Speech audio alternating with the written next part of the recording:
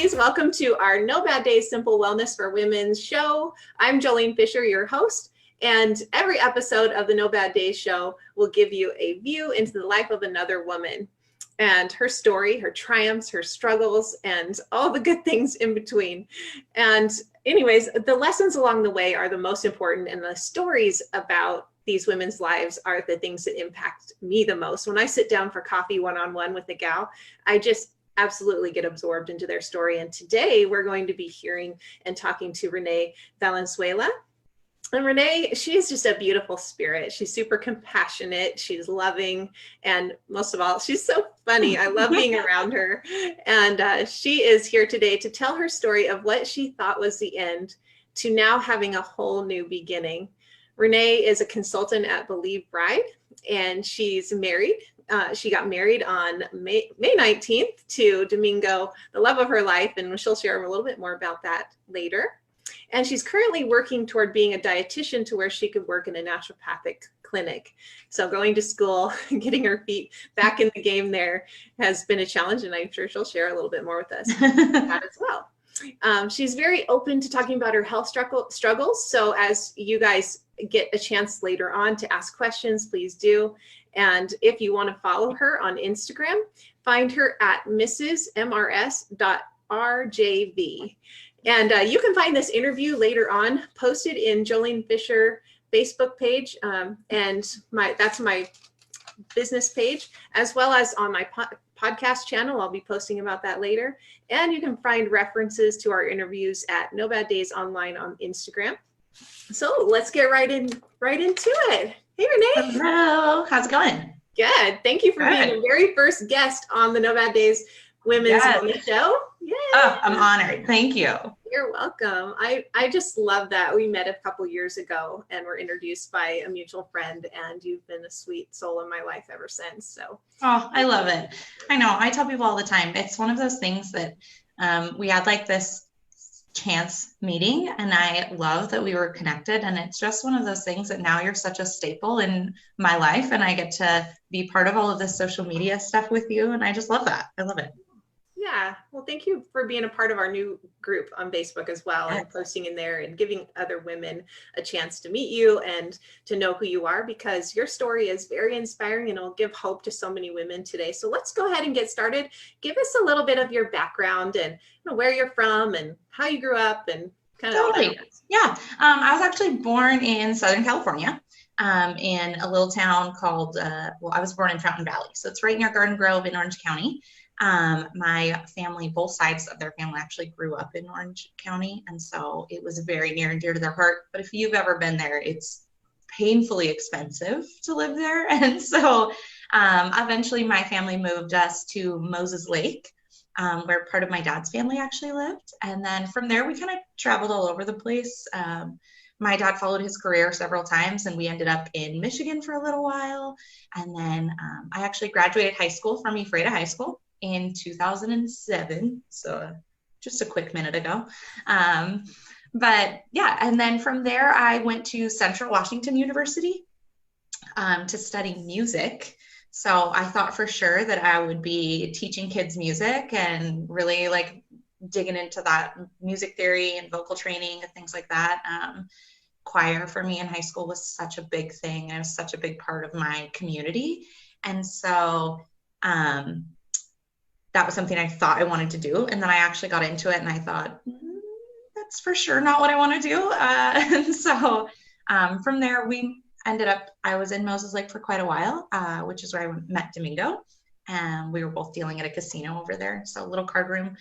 And from there, we ended up here in Spokane, just looking for some growth opportunities. And it's been an interesting ride since then. So, yeah. Good. So tell us a little bit about when you were growing up. Who was the most influential person in your life, or maybe even today? I don't want to limit it to just growing up years. Yeah, absolutely. Growing up was always kind of funny. My parents were very young parents, and so they had their own share of struggles. But they always absolutely made sure that we were taken care of as kids, and I had what we needed. We definitely didn't grow up with a lot of money. So that was something that I learned pretty early on, to have a respect and sort of like caution towards is kind of taking care of the financial side of my life. But I was always surrounded with a really strong, like, extended family. And that's something that I didn't quite recognize and appreciate maybe until later on in my life. My grandfather on my mother's side was probably one of the most spiritual human beings I have ever known in my life. He passed away several years ago when I was in high school, but he absolutely, like, this man had the Bible memorized, like, just to give you a tiny glimpse of who he was as a person. And that was just what he lived and breathed. And I just came to think that that was a normal thing, and that, that everyone could have this ridiculously close relationship with God, and something that's so personal and so engulfing. And so that really kind of struck me. And then as I, wandered out into the world and noticing that that's not necessarily the norm, and that that isn't something that everyone is experiencing all of the time. So he absolutely was a huge influence on me as a child. And then now and you know what, actually, Dana and I were just talking about this the other day. This question sometimes comes off like, the answer to this question can seem a little cliche, but it's just so true. And my husband is easily the most influential person in my life and my everyday everything.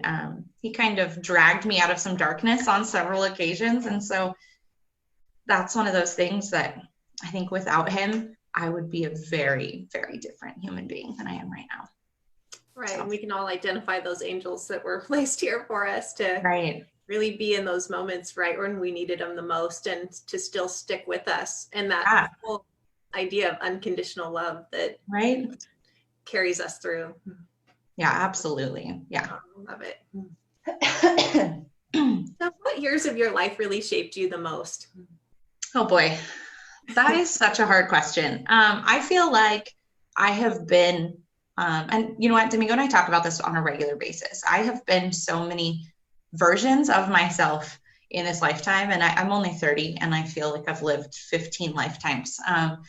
But my teenage years were rough. I didn't necessarily have the best picture of what healthy relationships are supposed to look like. And you and I have touched on this before, but that's hard as a teenage girl. That's hard to set those boundaries and to really decide who you're going to be and how you're going to be treated.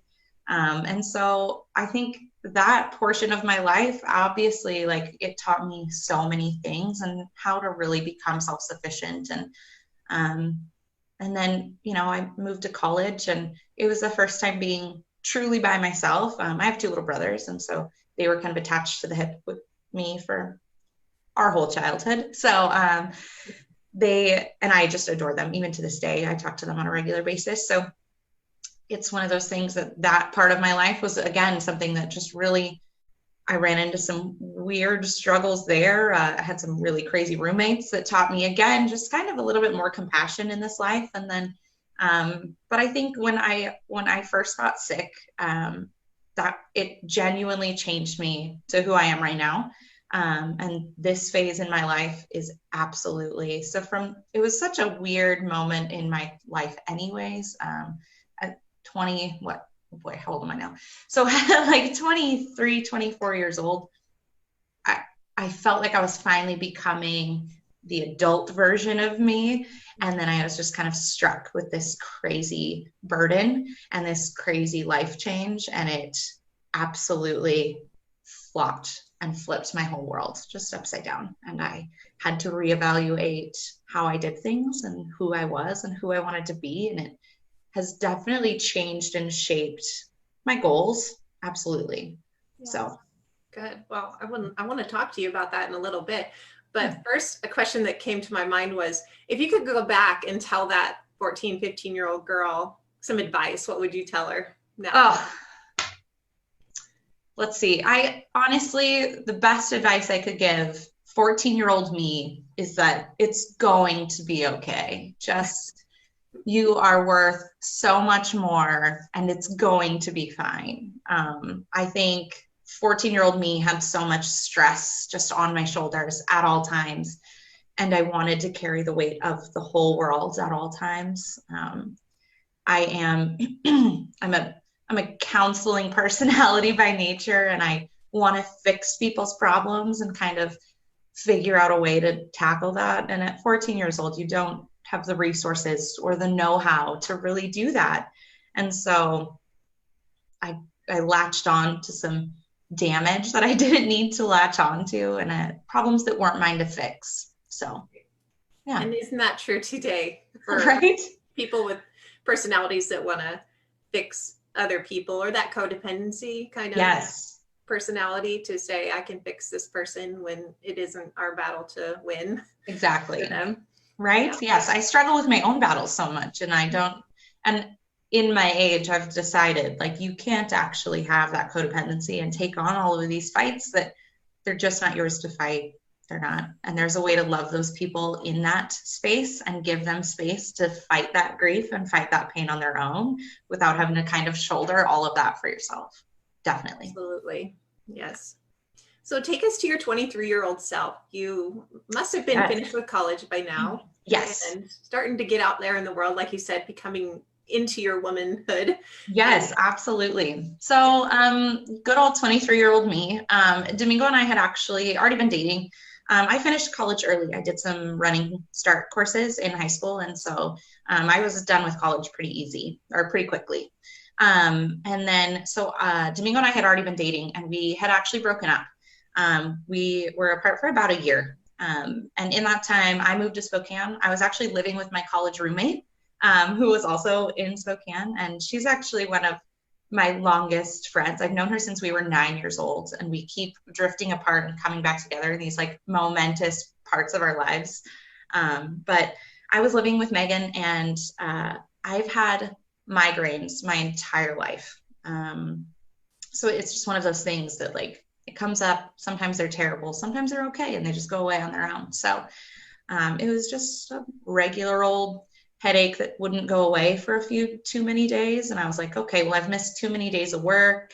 I was dealing at a card room in the Valley. I had missed just a few too many days of work. And I was like, I'm going to just go into the urgent care, have them give me some, the Imitrex shot, right? A little migraine shot, and then I'll be fine. So without fail, I go in, and they always make you do extra testing, make sure, right? Do their due diligence as doctors, which I appreciate.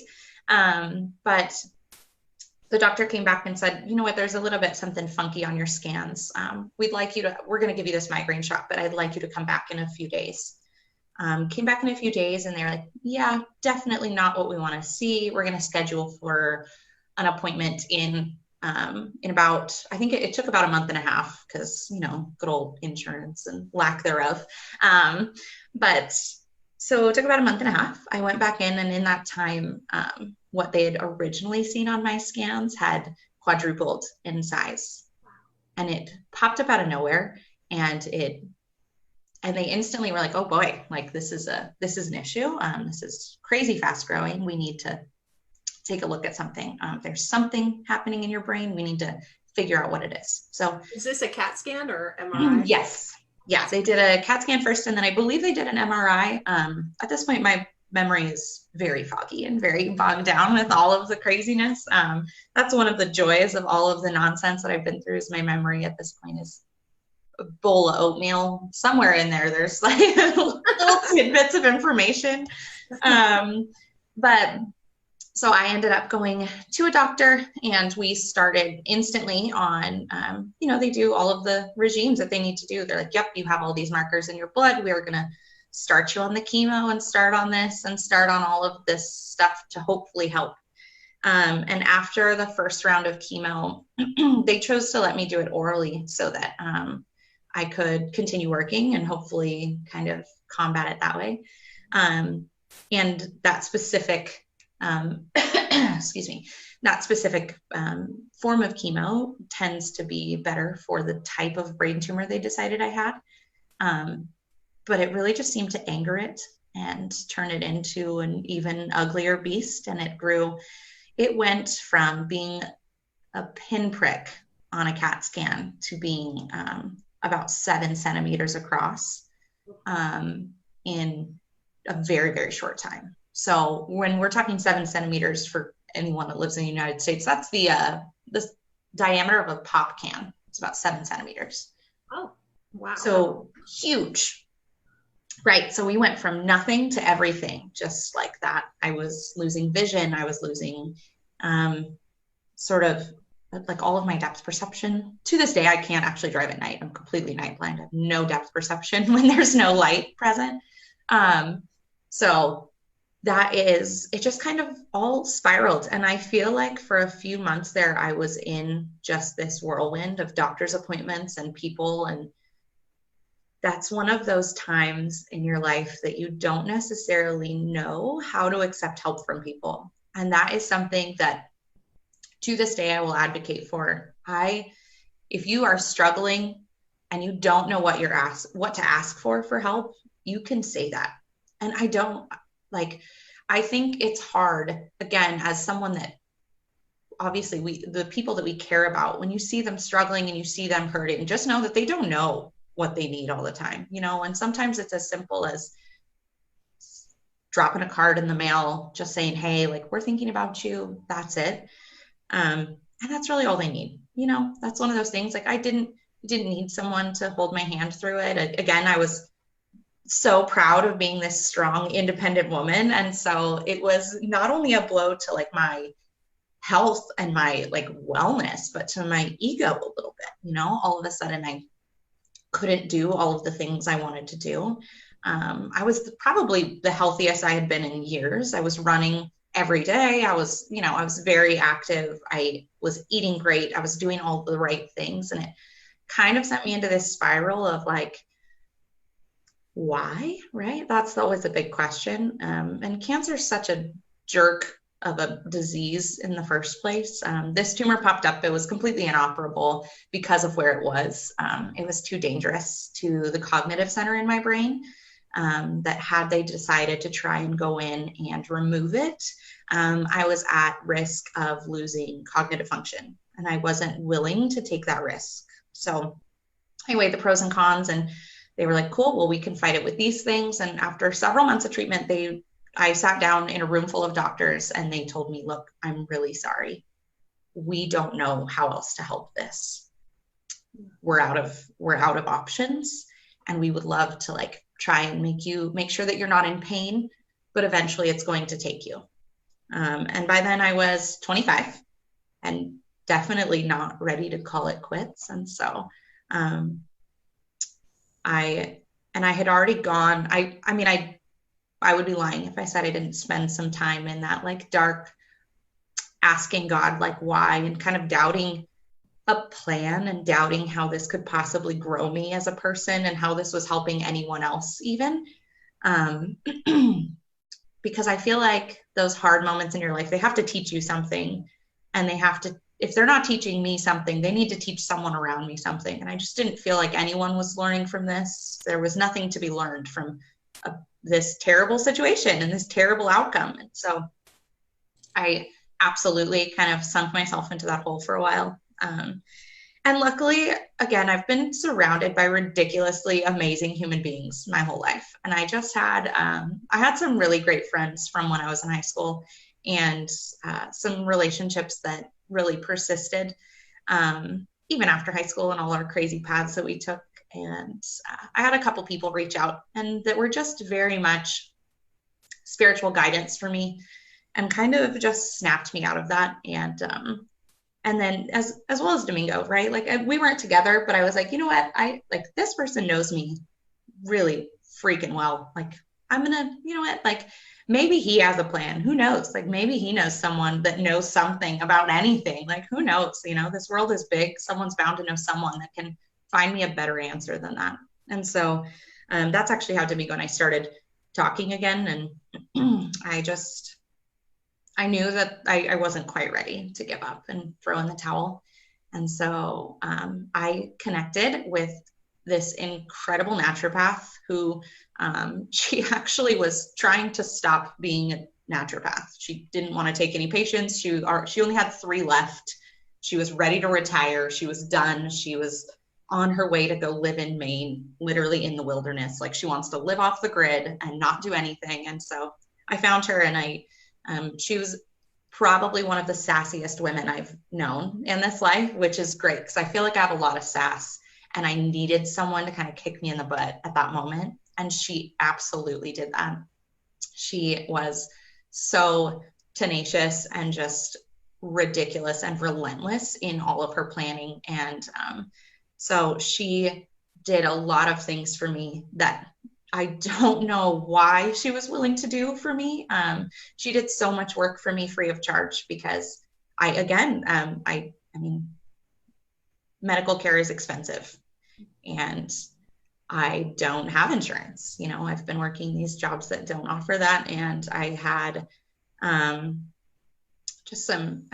was 24, 25 and living by myself and don't have a ton of extra money. And I didn't have a ton of extra money saved. And so I burned through my savings really quick. And she was such a godsend in that she would just make it work for me and I would pay her back later. And that was our arrangement for a very long time. And she was amazing. And she actually ended up getting me into some clinical trials that I was able to be part of.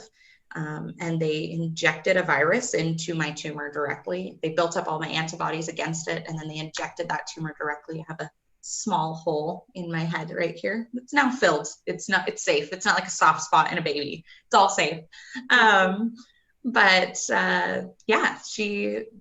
They did that. And we went from, at its biggest point, this tumor was almost 13 centimeters across at its biggest point. Oh my goodness. So it had morphed into sort of like an amoeba blanket around my brain. And it was just collecting all of the dead brain cells that we lose and we shed on a regular basis. And it just collected them and claimed them as its own. And it was a terrible time. And it shrunk it down. That first clinical trial shrunk it down to over half. So we went from, I was right on the verge. We had tried everything. We tried diet change. We tried just, all sorts of homeopathic things, all sorts of just folk remedies, basically, for a while. I was throwing anything at it. Like if you had a shaman that you knew and wanted to send him, I met with anyone and everyone who wanted to pray over it and anything. I was ready. I was like, you need me to do a rain dance, I will do it. If you think it will help, I'm here. Like I'm in. So so finally we did that, and it took it down quite a bit. The second time around, it did terribly. So the second time around, I failed my kidneys and my liver, and I started to go into renal failure, which anyone that's ever done that, it's a terrible time. Absolutely not a great time. You need those things in your body for a reason. But I was just so sickly for such a long time. And I really thought that maybe I wouldn't recover and really be who I ever was, right? I wouldn't get back to that place. And eventually we did a couple more things and I ended up doing some stem cell therapy.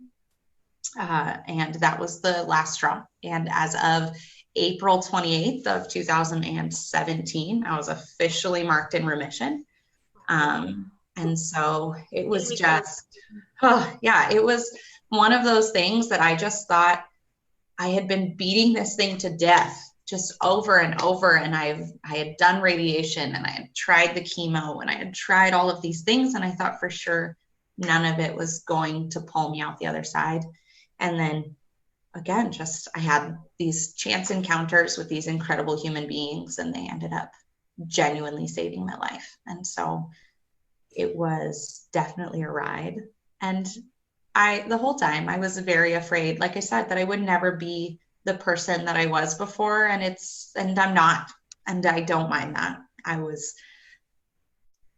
think it taught me to be so much less self-involved. And I think especially as like at 23, 24 years old, we're really diving into that aggressive individualism where you're trying to find your own place in this world and you have to be this individual person. And there's something to be said about community. And as important as self-care is, community care is just as important. And this life was not built to be walked alone. It wasn't. And it's silly to think that. I actually have a tattoo on my side of a psalm, and it was my grandfather's favorite psalm. And so, but it's lean not on your own understanding, right? And it's how often do we lean on our own? I'm like, no, I definitely know what's right for me. I definitely know I don't know anything, just about ever, really. And I'm okay with that. You were 23 when you were diagnosed, and in 2017, how old were you? How old am I now? 30. So I was 28. Yeah. So 5 years of long suffering. Yes. Through this trial. And you're right. I mean, we go through short-term bouts of suffering and we want it to be over like this. And, right. And so what do you think God taught you in those 5 years to really then share with the rest of the world? Because you, at the time you were in the early stages of your suffering, it was like, what is this going to teach me? And what is it going to teach the world? What do you think it's taught you? I really just think life is so short and it's so fragile. And it's one of those things that, again, like I said, you don't have to do this life by yourself, and you don't. And it's so easy in what we're doing in this life to be very isolated and to look at your Facebook life or your social media life as your sense of community. And that's not enough. It's not enough. And you need fellowship with other people who are going to build that strength. My husband is a remarkably spiritual human being. He grew up with a pastor dad, and so he has a really deep knowledge of the Bible, which is something that I crazy admire. He's one of the few people I know that has actually read the Bible word for word from front to back, and not just kind of skimmed through it, right? It's easy to pass over those things. And so in those dark moments, I was able to pull on him and reach to him and see those things and have him be like, okay, cool. But what about when this happened? What about when this happened? Like, the world is so much bigger than me. Yeah. It's so much bigger, and it's so much bigger than my struggle. And as you go through these things, right? I sat in chemo wards, I sat in oncology rooms, and you see this pain and this burden on so many people. There's little kids in oncology wards that are just struggling and fighting that same fight as you. And I think that's one of the most humbling moments, right? To see someone that's 5 or 6 years old carrying this burden with such humility and such strength, and to know that, like, it's one of those situations, if a 5-year-old can do it, I am grown. I can do that, right? Like, I can handle that. If they can handle it, I can handle it. Yes. And it's just looking at things. The biggest difference is that kids don't have that sense of self-righteousness so much. They know that they can handle it. They know that someone else is taking care of them. And I think that my whole life I've been trying to forge my own path instead of following the path that God really has for me. Mm-hmm. And that's one of those hard shoves back into the right direction. So I love that. Like, think like a child again, but yes, we aren't meant to do it alone or to be almighty and to rely on others for their strength. Exactly. And God for his strength. And yeah, that's just a great, profound thing to even just think about. The perspective that you have is so rare. And that's why I started the No Bad Days logo, the idea behind No Bad Days is, yes, we're going to have a bad day. We're going to be given things that we can't handle on our own. Mm-hmm. But life is hard. And it is. We go through a lot of junk. And sometimes it's long suffering like yours, 5 years, and you're still not out of the complete woods, right? Right. It's still a day-to-day battle and struggle with your memory and various things that you go through. But it's the perspective that there's a bigger life beyond this one, that there's so much more that we're going toward and not just living here. Exactly. While we're in the mud and the mire, that we can learn things from this and that we can help others through our suffering. And it's not about us. It's just not about us. It's just not. Yeah. but it's still hard in the suffering of people going through it. And it's not to say it isn't hard and to downplay any of that. Oh yeah. No, it is. It's still, it's a struggle every day, and it's a constant reminder every day to just kind of, and there are days that I still get stuck in that, you know, and again, it's that moment where you just have to know, like, you don't have to fix it for me. It's okay. I'll bounce out of it. Don't worry. And my husband is amazing at that. He's such that caring soul. That's like, he's not generally a very empathetic person, just in general. He has a ton of he is very empathetic. He's not a very sympathetic human being, and he doesn't have that wanting to coddle someone that's not in his blood. And so, but it's the perfect balance for me when I'm just like stuck in it, just being like, ugh, everything is terrible. My whole body aches, like my head hurts, and I'm sad and I'm tired, and I need a 20-year long nap just about now. Like, I'd like to hibernate for the winter like a bear. We'll call it good. And he's like, you know what? You're right. That does suck. I'm sorry. Like, I'm sorry you're right. It sucks. And just holding that space for me to just be in it for a second, and then knowing that, like, okay, cool. Like, so we're done with that now. Let's put up our Christmas tree. Let's do something.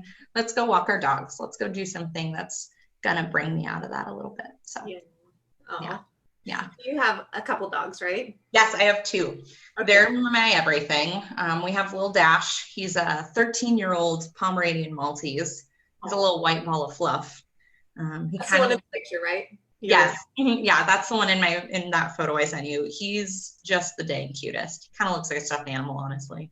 He's a grumpy old man for sure. And then we have Lola, who is a pit bull.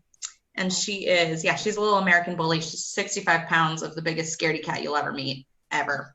She's terrified of pineapples, which is a really odd, specific thing that she's terrified of. So, so everyone thinks she's real vicious, but the one you should be afraid of is Dash, the little one. They're always the meanest, I'm telling you. The little ones, yeah. All the bark. All bark, yeah. A little bit of bite too, yeah. They're just little teeth. Yeah, that's it, yeah. Yeah, don't just reach out and I'll let him come to you, huh? Yeah. So just tell us what your future looks like. You and Domingo, sorry. That's okay. My best friend has called him Diego for probably, I've known her, 7 years now? So 7 years. And she was like, is that not his name? Probably like 4 years ago. And I was like, it's definitely not. And she's like, well, I'm going to call him that anyways. Oh my goodness. So you two have been working really hard to kind of just get to a place of your future dreams. He wants to be a teacher and you want to be a dietitian. Tell us a little bit more about what you've now kind of gone through, or what you are currently going through to get there. You guys do some crazy commuting too. Oh yeah. Yeah, it's a crazy time. Domingo and I we spent so many years in survival mode. And just kind of just trying to make sure that the next day would happen, you know? And so it took a lot of really, truly living in that moment. And I'm going to be honest with you. It might be dark, but I wasn't planning for a future. I wasn't really sure that there would be one.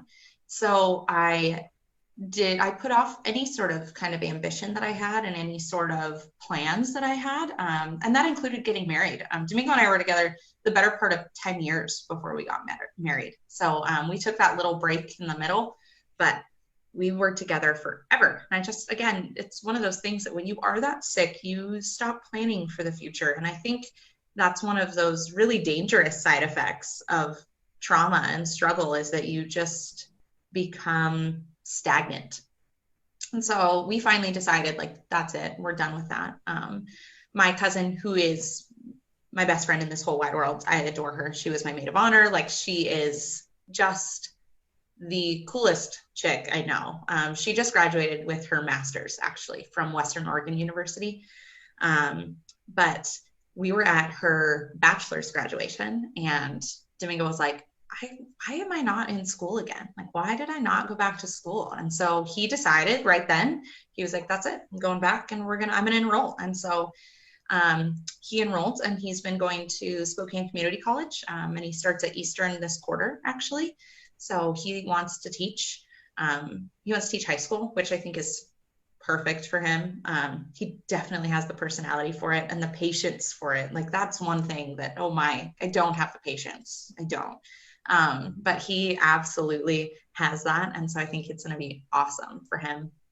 Right now, we actually, we've been working at a little card room in Moses Lake, dealing cards, because it's something that, that's actually how him and I met, was dealing cards. And it's something he's been doing for, oh boy, 15 years now. And I've been doing this since I was 19.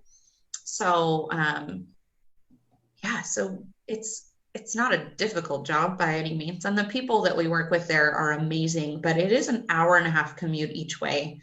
So that's 3 hours of driving a day that we're doing 3 times a week. And especially with the winter coming up, it's treacherous. And I know that we've talked about this, but we have wrecked twice on that highway. And so with the winter coming up, we're looking into some options of, I'll probably start doing some more hours at the bridal shop, and really focusing on running some social media accounts with my friend Taylor, with featured media. So we're doing that, and just kind of lean into that while I go back to school too. So then we'll have school and all of this. So when I originally went to college, right out of high school, I thought for sure I wanted to teach music and it was going to be awesome.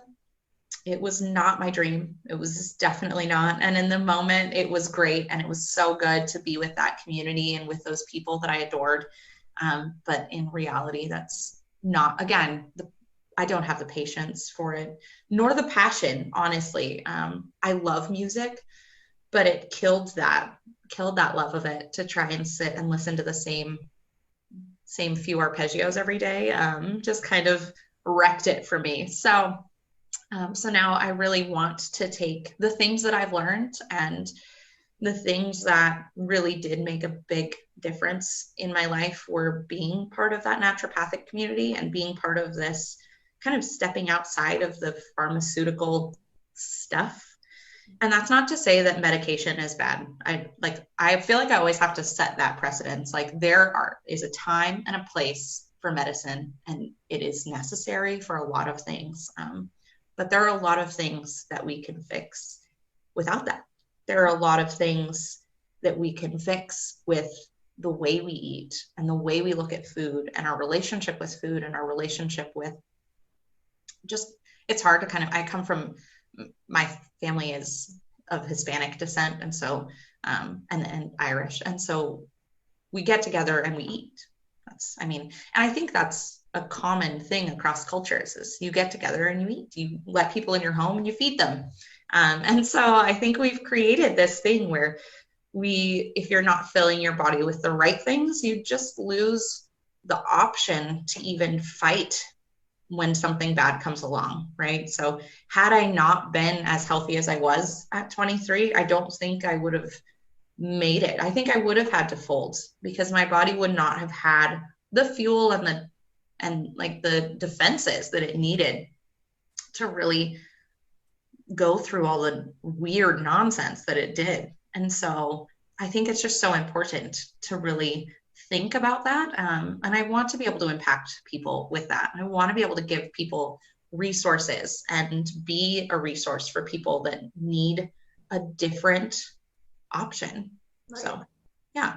Well, we're thankful that you're in the No Bad Days Simple Wellness for Women group to give people some feedback on what you're doing currently with your nutrition. So tell us a little bit about your daily nutritional intake. Yes. What do you do? Yeah, absolutely. So I'm going to be honest with you. My willpower is garbage. And that's something that I am working on a regular basis. And it's something that I go back on so often that it's absolutely something I have to pray about and I need to get better at. And I am getting better. I'm getting better. We will get there. But so I actually I haven't eaten meat in years. And it started because my body had a general intolerance to it, and it has grown into a compassion thing for me. So I don't eat any meat. And then I don't do dairy either. The dairy option was actually because I also have lupus, because why not?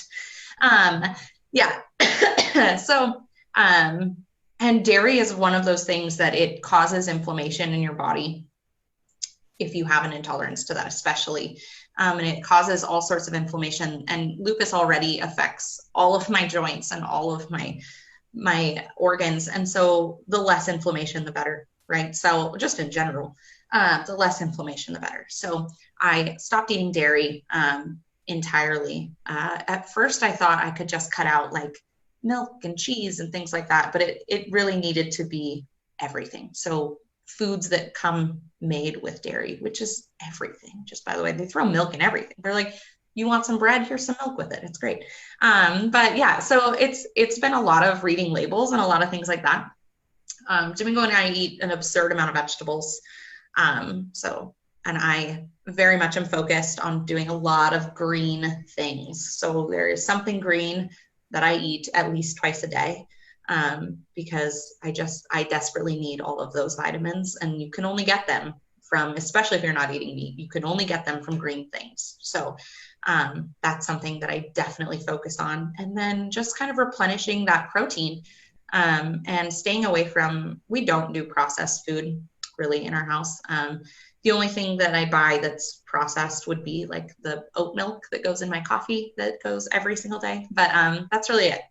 And I probably should start making that. But in the meantime, yeah, that's really it. We try and stay away from processed foods. And my biggest struggle is staying away from sugar, because I love it. Like even natural sugars, I just eat too much of it. So I have a crazy sweet tooth. And so, yeah, but I've been on a no sugar kick for a hot minute now. And so other than the honey that goes in my coffee in the morning, that's it.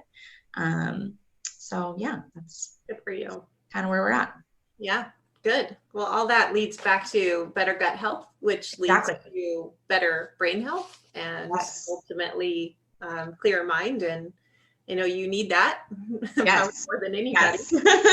Always. But for anyone currently in some state of disease, whether it be an autoimmune disease or a cancer diagnosis, what hope can you give them as we close up the call? Or I know you probably already did, but last minute things you want to say about that? The only thing I would say is that you have options and you should explore them. And that is the one thing that, had I just stopped at the last piece of advice, that I had a full team of 7 people look me in the eye and tell me, I don't have any more options for you. So I found someone that did. I found someone that did have options, and I found someone that was willing to find new options. And you can always, always do that. And it's not too late in your diagnosis to do that. It's not too early in your diagnosis to do that. You don't have to wait until someone tells you there are no more options. And just to reach out, right? Even when it's scary, and even when you feel like you're a burden on someone, you're not. Just reach out, ask for help, ask for advice. I'm never going to give you medical advice, but I will gladly give you advice on what I've done and what I've experienced. And just know that that's not universal. And what works for one person won't ever work for everyone. And that's why we're in this mess that is disease in this world right now. So great advice. I love that. But yeah, just because you got to know somewhere else doesn't mean you aren't going to find an open door. And you need to be your own patient advocate. Yes. To not just say, okay, I take what you're giving me and that's it. Yeah. That there is possibly another way. And absolutely. I'm a big proponent of naturopathic health too. And so between you and I and several other people in the group that I know off the top of my head, can point people in the right direction of the perfect doctor or the this or that could. So yeah, we're good at pointing people in the right direction. Exactly. Yeah. I don't have the answers, but I know people that might.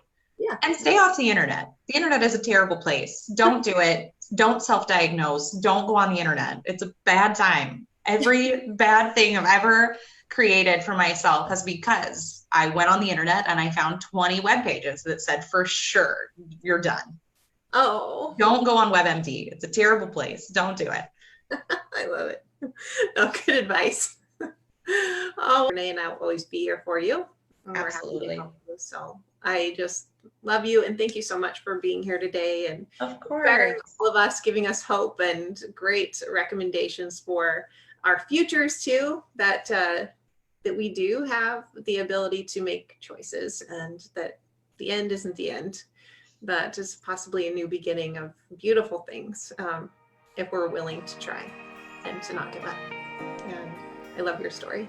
So thank you so much. Absolutely. Thank you so much, Jolene.